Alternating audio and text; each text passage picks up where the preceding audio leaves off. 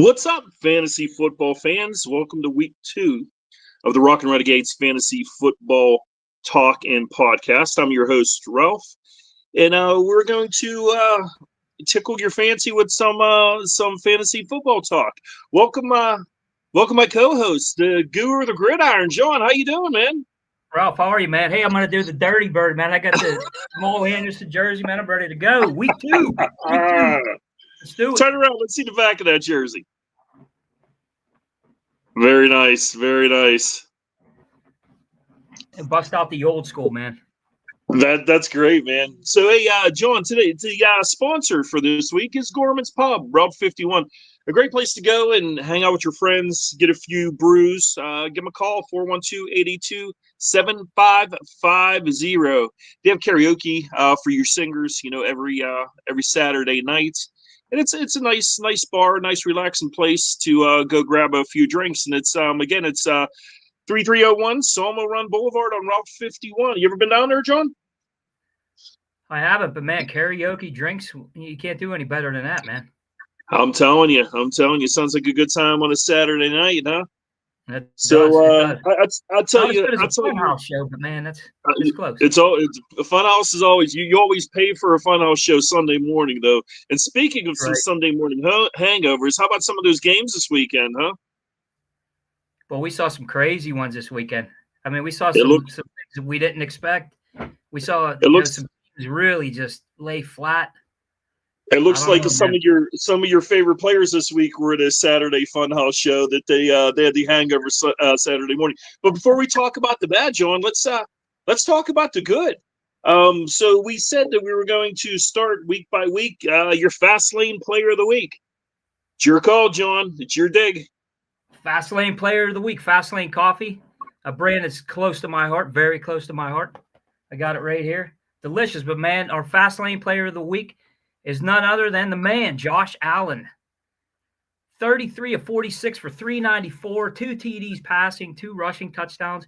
And I'll tell you what, Ralph, I think the thing that I like the best about Josh this week is the role he took as a leader. This guy didn't panic. I mean, he could have just, throw in the towel. And we saw that, over the last few years with Buffalo in some of these big games, with choke. Bad turnovers, right. But Josh came through, man. Here's the thing. We can always go out and say, we all know Allen could, pretty much put up 4 touchdowns any week. But to do it against the Ravens and the Ravens defense and, the come on at the end of the game, I mean, it was one hell of a game to watch. I'll tell you that. But, yeah, I agree. Allen, man, 33 for 46 and, spreading the ball around. It seems like everybody was getting the love, huh? It was nice to see that too, and when you watch a game like that with those 2 great quarterbacks, I mean, these guys are the top 2 players in the NFL. I mean, you could say that, you could definitely say that, you could consider that, but this is the kind of game we expected, to watch, and man, it was entertaining as hell. I loved it. It sure was. The thing with Josh Allen is watching him toss that ball around and spread that ball around. It makes it kind of tough on, if you want a receiver, to pick in the pair with him. If you're one of the guys that you want to stack a team with, Buffalo, it's kind of tough to do that with Allen. You've seen the first touchdown with the Knox, and you can spread the ball around to Coleman and Palmer now that they signed, that they brought on this year. It's Josh is the man. I don't know what else I can say. When you talk about that game, you talk about Josh Allen, but and how about the ageless one, Derrick Henry? I mean, this guy's like he's an alien. I'll tell you what. 2 touchdowns from Henry, and let's not. I mean, Lamar Jackson, he didn't throw for a ton of yards, but still played a great game himself. He did. I think you're starting to see, all the questions that we had about Josh Allen in the early days. I think you're starting, or Lamar Jackson. Lamar Jackson. Yeah, you're starting to see the pocket passer now, the guy that has the confidence, in his arm, and Zay Flowers had a great game too. I was really surprised to see them use him as much, which was the one I was kind of disappointed when, and we'll start talking about some of these guys this week, was Mark Andrews.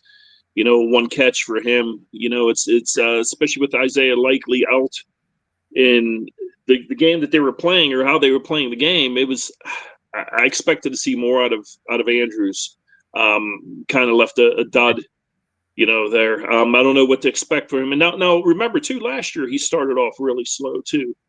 That's right. But then, his last 9 games, he had a touchdown in just about every game of his last 9. So, are we seeing this being, replicated from last year, or do you think that this is the downhill spiral of Mark Andrews? It could be that playoff hangover too. When you drop a True. pass like that, but like you said, Ralph, this guy, you remember week 1 of last year, KC and Isaiah Likely had that huge game. I had him on my fantasy team in our league, and he just did nothing but lay duds the rest of the year.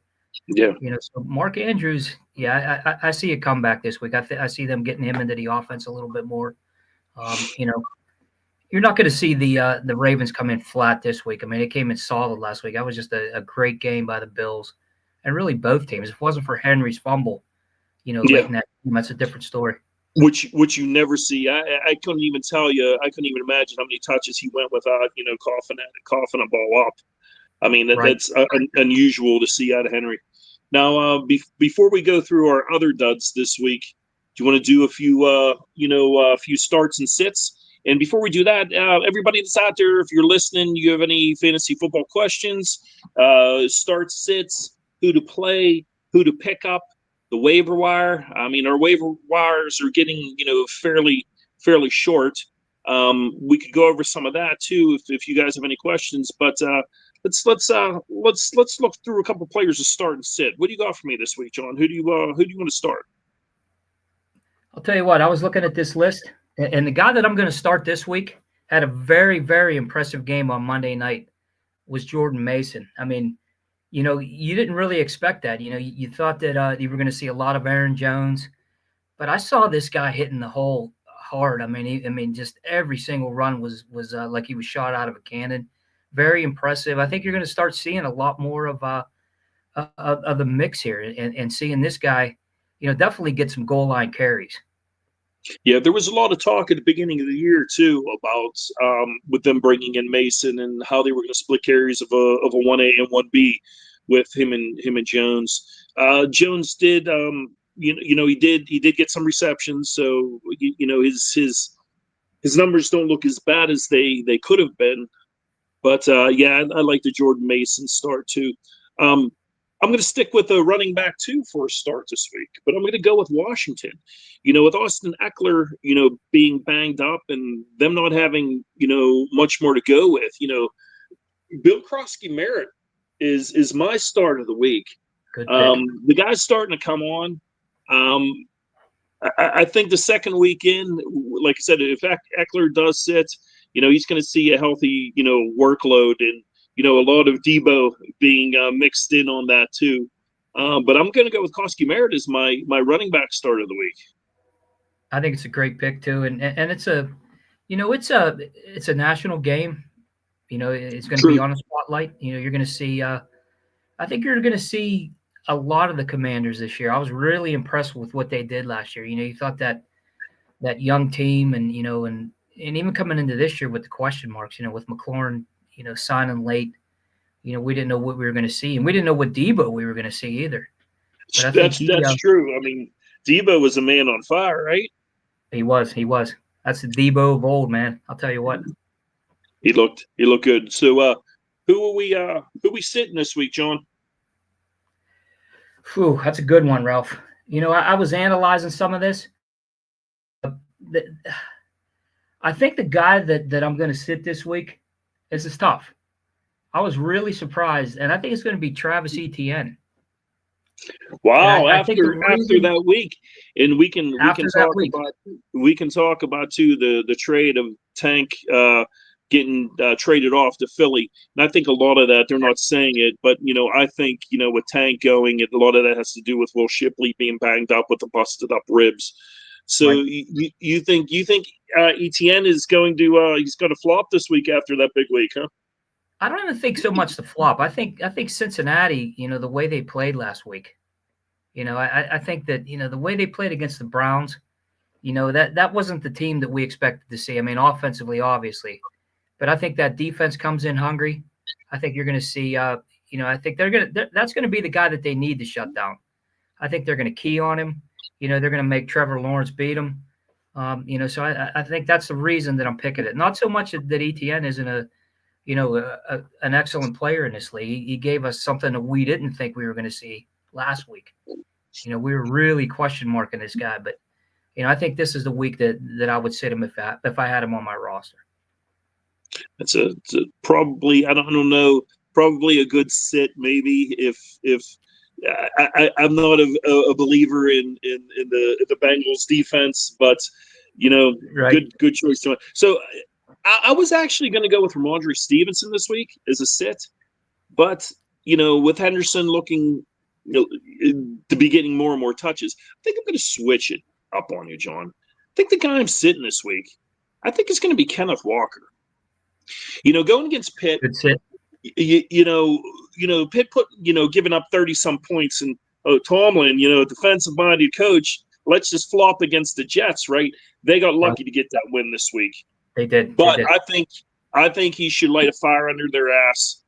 I think the defense is going to show up this week against Seattle. I'm going to go with Kenneth Walker. Now, Walker didn't look so good against the 49ers. So, Charbonnet getting – plus with Charbonnet getting in there, getting more and more touches off of Kenneth Walker, I think Walker's it's a guy you probably want to steer away from this week. We saw that the last couple of years out of Charbonnet. I mean, this guy runs, like he's, like his life depends on it. And I think that's one thing you see every week from him. He's consistent, and I don't even think he's just going to, steal touches. I think he's going to steal a starting job. Yeah, he's consistent when he's healthy. Right. We've seen Charbonnet being banged up a lot the last 2 seasons. I guess this is his 3rd season, if I'm not mistaken. Yes. So if you get a healthy Charbonnet, I think you're going to see, like you said, Walker losing touches. Hey, again, John, our sponsor, Gorman's Bar, 3301. It's down on Route 51. For those of you in the South Hills familiar with it, stop down Gorman's, grab a drink, tell them Ralph sent you, and go down and play some pool. Great atmosphere, sit down, relax. And if you're a karaoke, if you're a singer, go do some karaoke on a Saturday night. Nothing wrong with that. So, John, fantasy football, it's about rights, it's about wrongs, it's about ups, it's about downs, and it's about, some of the new people, and it's about, oh my God, my team's flopping, do you panic?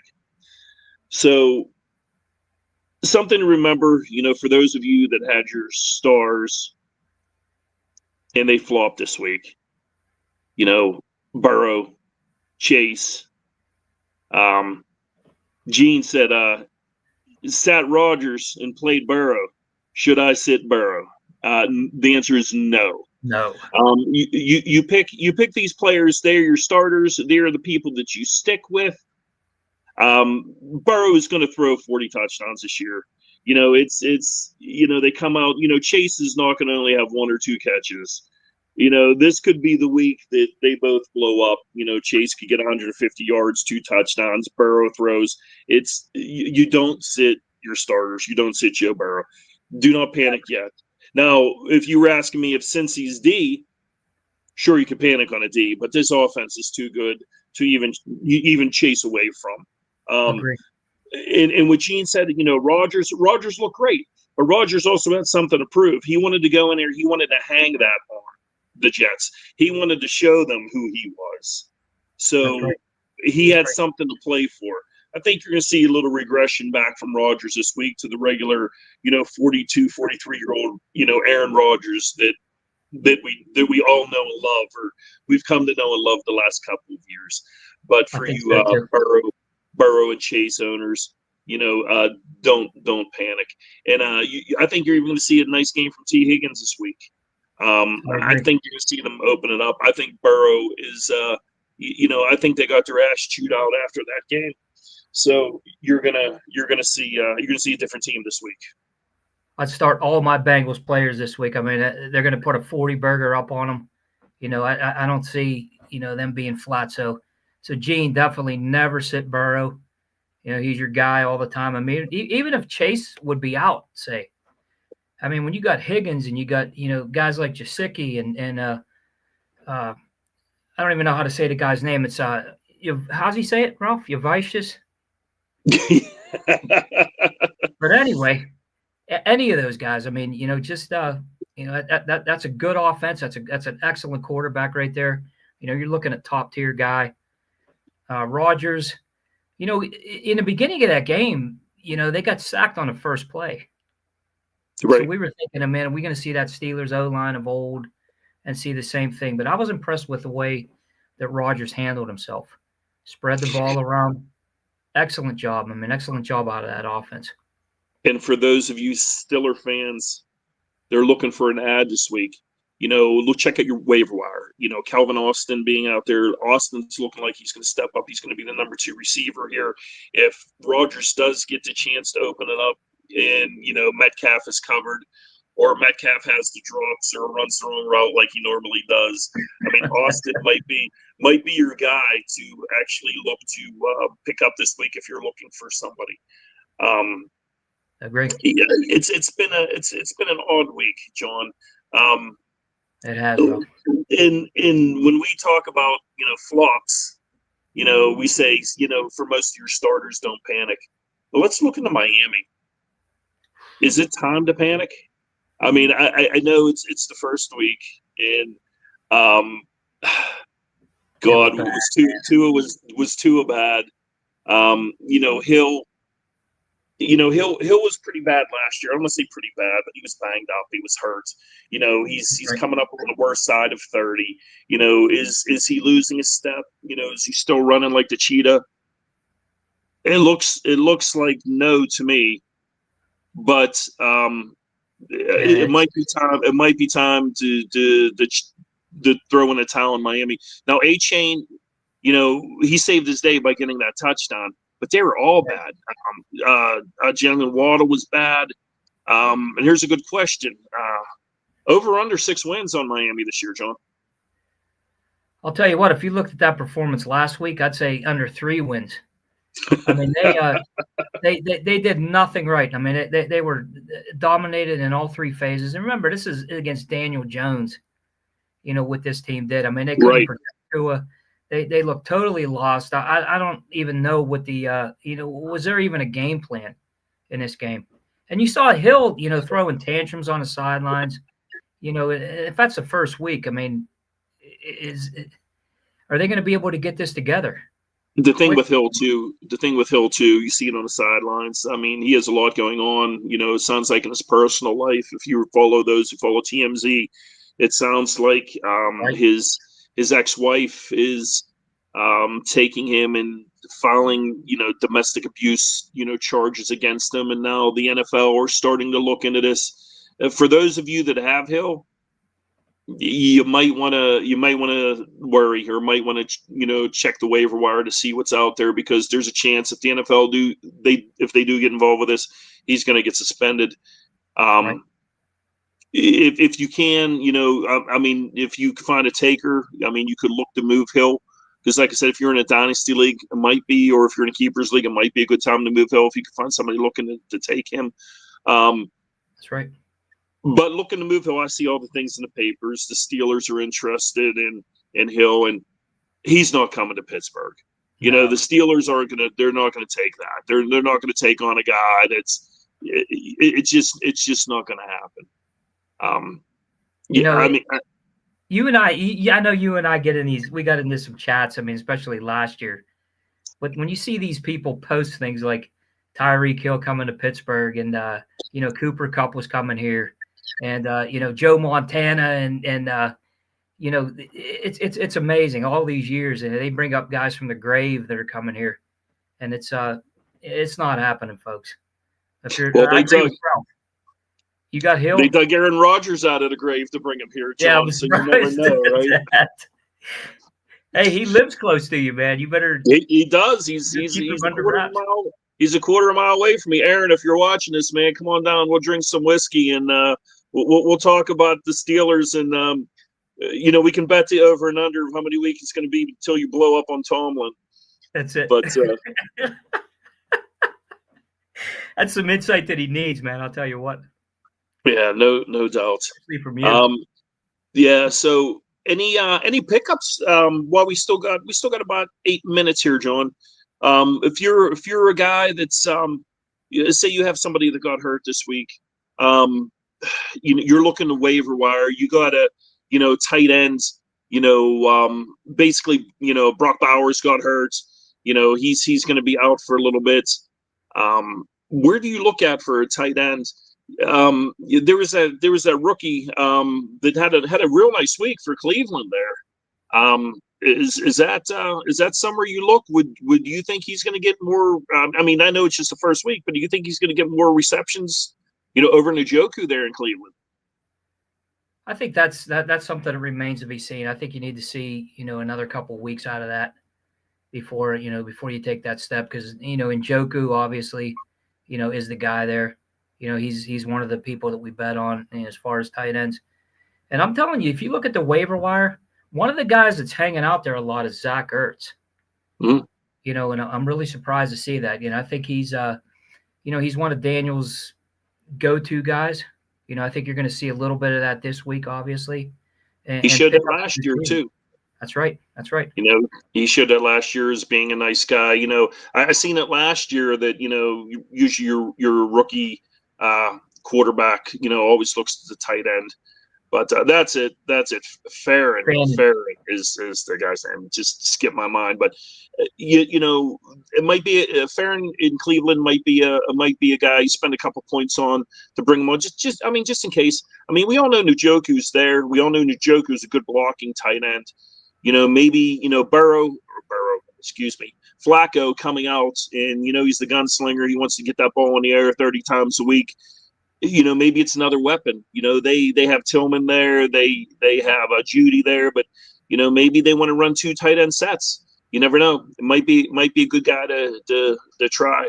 One other guy I want to bring up, John, is if he's in a waiver wire, if you're looking for a possible guy that might get a few touches a week, and I would look to Indy. That DJ Gibbons with Taylor always being banged up. The last couple of years, he's always going to miss time.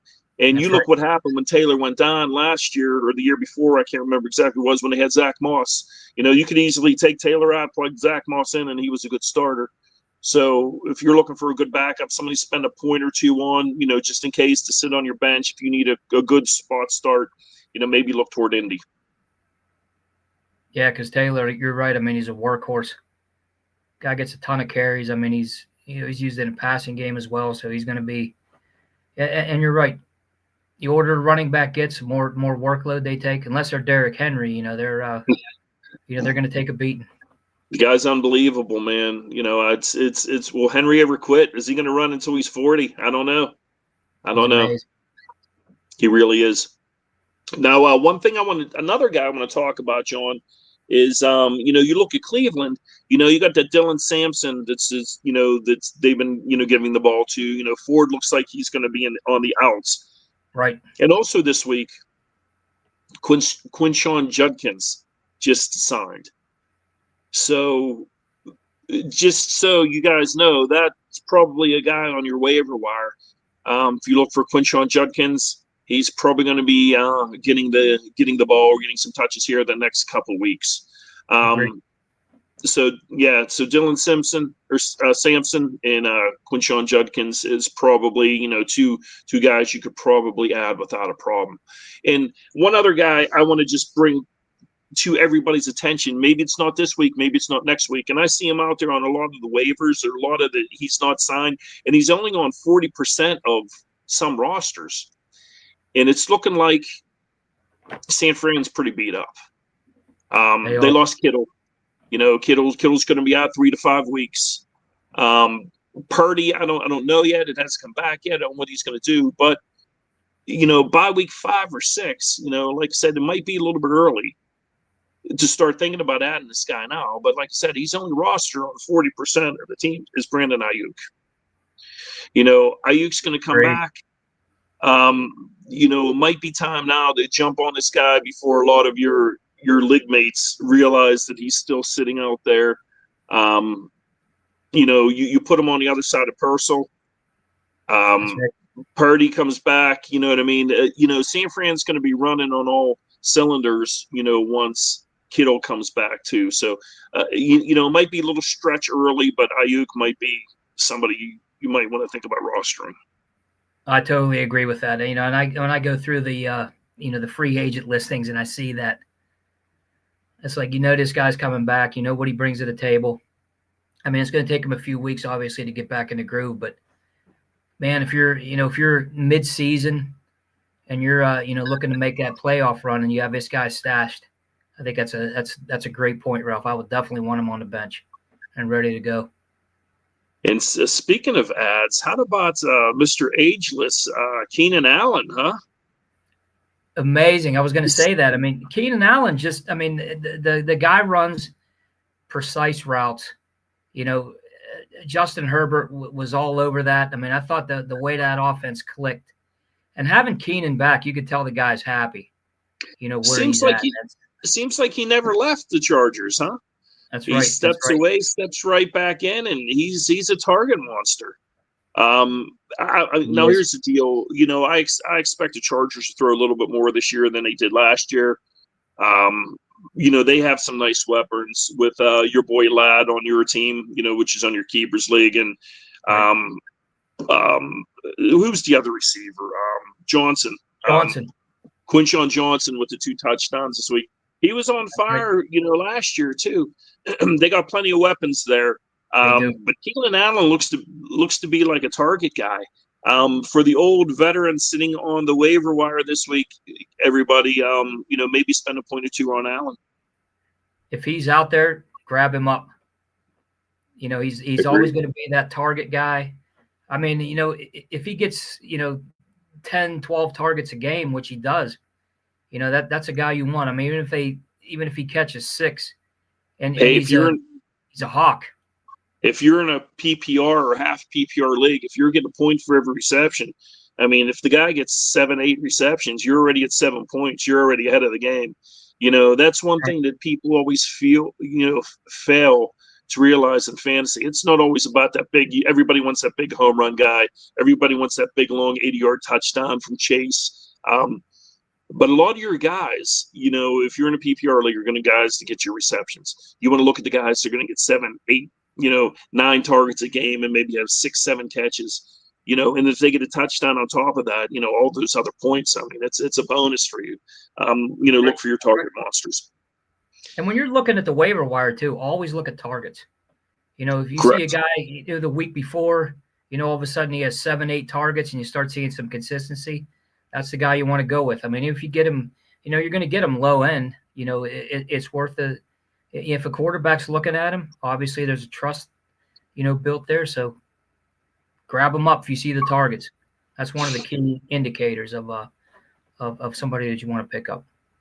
It's about being on top of all the other people in your league too. So grab them up before they do.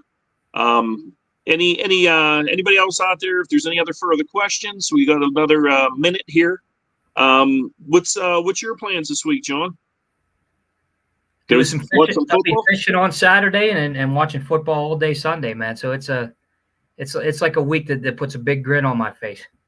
What's your predictions for the Steelers this weekend? I think it's going to be a little tougher this week. I don't think you're going to see a 34-point effort. I think you're going to see a little bit lower scoring game. Seattle was really flat last week against the Niners. So let's take a look at what's going to come in here. I think it's going to be a challenge. I think the defense is going to play a lot tougher, though. I mean, those guys got smacked around pretty badly last week, and they carry a chip on their shoulder. So, yeah, I think a Pittsburgh win, but I think it's going to be maybe like a 20-17 game, something like that. I think I probably have to agree with you. The one I'm kind of curious though to see if Caleb Johnson gets in there, gets a couple more, gets a few runs in. I agree. I have him on a few teams. I'm just not a Warren fan, but we'll see. We'll see what the what Tomlin has cooked up this week for our Steelers. So that's the key right there, man. You need to start these young guys every once in a while. I mean, put some speed in there, put some put some young talent in there. Let's see what we got. Use all your weapons, and that's what he doesn't do. Yes, I agree. I agree with that. That's the biggest problem is, these young guys, you got to get in there. But Chrissy says we're decorating on Sunday. That's Halloween. Oh man, she's gearing for Halloween. So that no means football. No football for you, man. That means Bengal colors going up on the lawn. Man, I didn't even think about that. I'll have to wear my Chase jersey next week. That's right. That's right. But we are over our time, football fans. John, again, thank you very much for joining us. We like to, again, our sponsor, Gorman's Pub, right down on Route 51 in Brentwood. Go down and have a drink. Tell them Ralph sent you. John, always a pleasure. I guess we'll do this again next week. And good luck on your week 2 fantasy lineups, people.